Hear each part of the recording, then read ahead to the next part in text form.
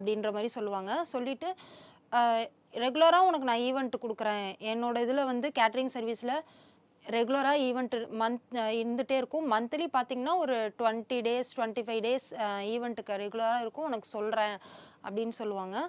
சரிங்கண்ணா சொல்லுங்க. அப்படிங்கும்போது அதுக்கு அவுட்டோர் ஈவென்ட்டும் இருக்கு. அவுட்டோர்னா கொஞ்சம் அந்த காஞ்சிபுரம், அந்த பெங்களூர், ஹைதராபாத் அந்த மாரி ஈவென்ட்டும் சொல்றேன். அதுக்கு தனி பேமெண்ட்டுமா, அதுக்கு தனி வந்து கொஞ்சம் எக்ஸ்ட்ரா பேமெண்ட் வரும் அப்படின்னு சொல்லுவாங்க.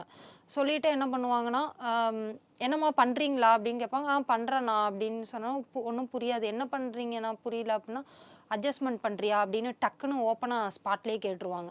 "இல்லண்ணா அந்த மாதிரிலாம் நாங்கலாம் பண்ண மாட்டோம். நீங்க ஈவென்ட் மட்டும் இருந்தா சொல்லுங்க" அப்படின்ற மாரி சொல்லுவேன். "இல்லம்மா இப்ப இப்ப இதெல்லாம் சகஜமாயிருச்சுல்ல அட்ஜஸ்ட்மென்ட்ங்கிறது. எதுல தான் இல்ல நீ வேற சினிமால இருக்கன்ற. ஏன் இதெல்லாம் உங்களுக்கு தெரியாதா? இதெல்லாம் காமன் தானே! ஏன் வேணான்றீங்க?"